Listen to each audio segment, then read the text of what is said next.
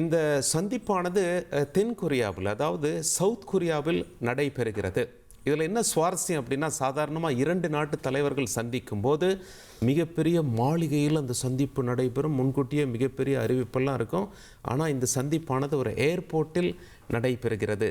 தென் கொரியாவை விட்டு ட்ரம்ப் புறப்பட்டு செல்கிறார். சீன அதிபர் தென்கொரியா வருகிறார். அந்த நேரத்தில் நடைபெறக்கூடிய ஒரு ஏர்போர்ட் சந்திப்பாக இது பார்க்கப்படுகிறது. ஆனால் இது சாதாரண சந்திப்பாக கருத முடியாது.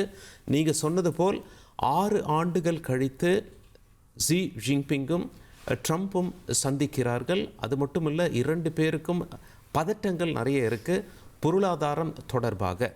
இது மிகப்பெரிய மாளிகை போன்ற இடத்தில் நடைபெறாமல் ஏர்போர்ட்டில் நடைபெற காரணம் என்ன? நாடுகளின் தலைவர்களும் தென்கொரியாவில் சந்திப்பதாக ஒரு இது இருந்தது.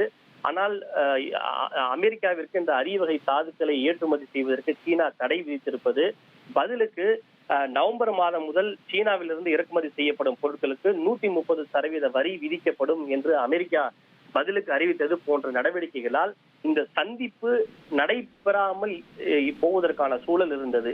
இது குறித்து இரு நாடுகளும் என்ன சொன்னார்கள்? முன்பு இந்த சந்திப்பு திட்டமிடப்பட்டிருந்தது. தற்போது இரு நாடுகளும் தங்களுடைய கடுமையை தீவிரப்படுத்தி இருப்பதால் இந்த சந்திப்பிற்கு அவசியமே இல்லை என்று இரு நாடுகளும் தெரிவித்திருந்தன. ஆனால் என்னதான் அவர்கள் விடாப்போக்குடன் இருந்தாலும் இந்த இரு நாடுகளும் ஒருவர் மீது ஒருவர் வைத்திருக்கின்ற தடையின் காரணமாக இரு நாடுகளும் கணிசமான சில இழப்புகளை சந்தித்திருக்கின்றன. குறிப்பாக அண்மையில் அமெரிக்காவின் ட்ரம்பினுடைய நடவடிக்கைகள் அமெரிக்க பங்கு சந்தையில் அமெரிக்கா சுமார் $2 டிரில்லியன் அளவுக்கு இழப்புகளை சந்தித்தது. மறுபுறம் இந்த அரிய வகை தாதுக்களுக்கு சீனா தடை விதித்திருப்பதால் பல முக்கியமான உற்பத்தி நிறுவனங்கள் சீனாவில் தங்களுடைய உற்பத்தி நிறுவனங்களை அங்கிருந்து வெளியேற்றிவிட்டு வேறு நாடுகளில் உற்பத்தி நிறுவனங்களை அமைப்பதற்கு முடிவு செய்து வருகின்றன. நீண்ட காலத்தில் இந்த விடாப்படியாக இருந்தால் இரு நாடுகளுக்கும் அது எந்த விதமான பலனையும் கொடுக்காது என்பது இரு நாடு தலைவர்களுக்கும் நன்கு புரிந்தே வைத்திருக்கிறார்கள்.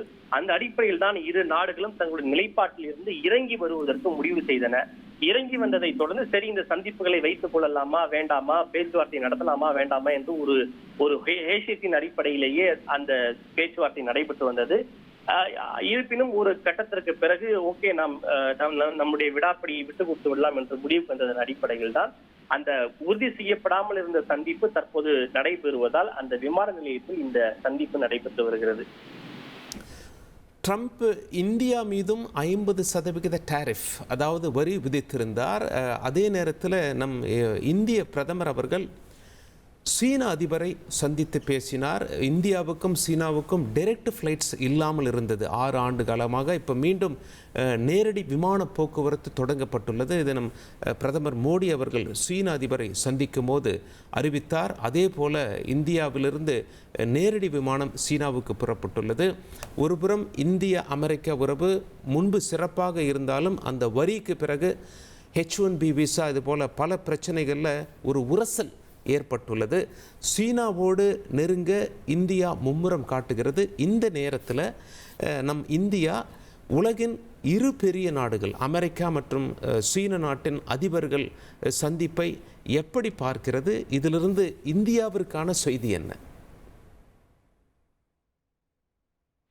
அதாவது அமெரிக்காவை பொறுத்தவரை இந்தியாவும் முக்கியம், அதே சமயம் சீனாவும் முக்கியம். ஏனென்றால் அமெரிக்காவில் சீனாவிலிருந்து அதிக அளவிலான பொருட்கள் மிக குறைந்த விலையில் அமெரிக்க மக்களுக்கு தொடர்ந்து கிடைத்து வருகிறது. பதிலுக்கு அமெரிக்காவிடமிருந்து பல்வேறு முதலீடுகள் மற்றும் தொழில்நுட்பங்களை சீனா பெற்று வருகிறது. வர்த்தகத்தை பொறுத்தவரை வெண்ணையால் தொன்னைக்கு ஆதாயமா அல்லது தொன்னையால் வெண்ணைக்கு ஆதாயமா என்று நாம் பிரித்து பார்க்க முடியாது. எல்லா நாடுகளும் ஒருவரை ஒருவர் சார்ந்தே இருக்கிறது.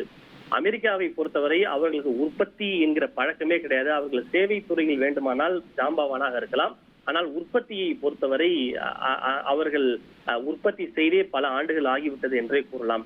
அப்படி இருக்கும்போது அமெரிக்க அதிபர்களுடைய இந்த மோதல் போக்கு காரணமாக அமெரிக்காவில் பல பொருட்களுடைய விலை கடுமளவு உயர்வதற்கான வாய்ப்பு இருக்கிறது. அதே போல்தான் இந்தியாவுடன் எப்படியாவது ஒரு மிரட்டியோ அச்சுறுத்தியோ இந்த வர்த்தகத்தை ஒரு கருவியாக பயன்படுத்தியோ தன்னுடைய வழிக்கு கொண்டு வந்து விடலாம் என்று அமெரிக்கா பார்க்கிறது.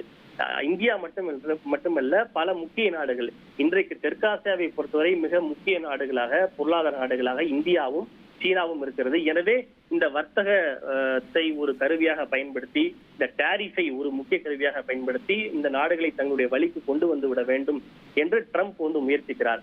அந்த அடிப்படையில் தற்போது என்னதான் அவர் சீனாவுடன் நெருக்கம் காட்ட முயற்சித்தாலும் அடிப்படையில் இரு நாடுகளுக்கு இடையில் இருக்கக்கூடிய அந்த கருத்து வேறுபாடுகள் ஒருபோதும் மறையாது என்பதுதான் இந்த உலக அரசியல் பார்வையாளர்களின் கருத்தாக இருக்கிறது. அதுதான் இந்தியாவின் கருத்தாகவும் இருக்கிறது. பட் எப்படி இருந்தாலும் நமது அண்டை நாடான இந்தியாவிற்கும் சீனாவிற்கும் இடையிலான அந்த வர்த்தக போர் முடிவுக்கு வருவது என்ன மாதிரியான தாக்கத்தை ஏற்படுத்தும் என்பதை இந்தியாவும் உற்று நோக்கி கொண்டுதான் இருக்கிறது. உங்களுடைய தகவல்களுக்கு நன்றி ரமேஷ்குமார். நாம் திரையில் பார்த்து கொண்டிருப்பது முதல்ல சீன அதிபரும் அமெரிக்க அதிபரும் கைகுலுக்கி கொண்ட காட்சி. பிறகு அவங்க ஒரு க்ளோஸ்டு டோர் ரூமுக்கு வந்தாங்க. ஆரம்பத்தில் பத்திரிகையாளர்கள் அனுமதிக்கப்பட்டாங்க. சைனீஸ் தரப்புலேருந்து ஸ்டேட்மெண்ட் வாசிக்கப்பட்டது. பத்திரிகையாளர்கள் கேள்வி எழுப்பினாங்க. ஆனால் அந்த கேள்விக்கு ட்ரம்ப் அவர்கள் பதிலளிக்கவில்லை. பிறகு பத்திரிகையாளர்கள் அங்கிருந்து வெளியேறினார்கள். அங்கே க்ளோஸ்டு டோர் மீட்டிங் நடைபெறுகிறது. எந்த இரு நாட்டு தலைவர்கள் சந்தித்தாரும் ஆரம்பத்தில் ஃபோட்டோகிராஃப்ஸ் எடுக்க பத்திரிகையாளர்கள் அனுமதிக்கப்படுவாங்க. அதற்கு பிறகு அவர்கள் வெளியில் காத்திருப்பார்கள். அந்த க்ளோஸ்டு டோர் மீட்டிங்கில் என்னென்ன ஒப்பந்தங்கள் கையெழுத்தாகிறது என்பதை மீண்டும் பத்திரிகையாளர்களை அழைத்து அந்த பிரீஃபிங் செய்யப்படும். அதுவரை நாம் காத்திருக்க வேண்டி இருக்கும். சுமூகமான உடன்பாடு எட்டியதா அல்லது முரண்பாடுகள் நீடிக்கிறதா என்பது போன்ற பல கேள்விகள் இருக்கிறது. இன்னும் சற்று நேரத்தில் அந்த ப்ரெஸ் கான்ஃபரன்ஸில், ப்ரெஸ் பிரீஃபிங்கில் நமக்கு விடை தெரிய வரும். 6 ஆண்டுகள் கழித்து இரு சக்தி வாய்ந்த நாட்டின் தலைவர்கள் சந்திக்கிறார்கள். அந்த காட்சிகளை நம் திரையில் நாம் பார்க்கிறோம். இந்த சந்திப்பை G2 என்று அழைக்கிறார்கள். அதாவது உலகின் மிகப்பெரிய சக்தி வாய்ந்த 2 நாடுகள். இந்த சந்திப்பிற்கு முன்புதான் அணு ஆயுத சோதனையை நான் நடத்த அறிவுறுத்தி இருக்கிறேன் எங்களுடைய பாதுகாப்பு துறைக்கு என்று ட்ரம்ப் அறிவித்து இந்த சந்திப்பில் இணைகிறார். ஜி ஜின்பிங் பொறுத்தவரை அவரும் ஒரு சக்தி வாய்ந்த தலைவர்.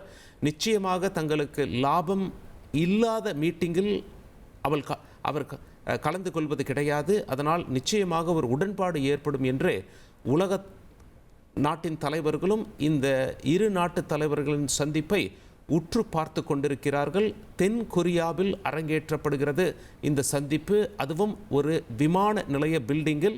நாம் தொடர்ந்து இணைந்திருப்போம். இந்த சந்திப்பின் அவுட்கம் என்னென்ன மாதிரியான முடிவுகள் எடுக்கப்பட்டிருக்கிறது என்பது செய்தியாளர் சந்திப்பில் தெரிய வரும்.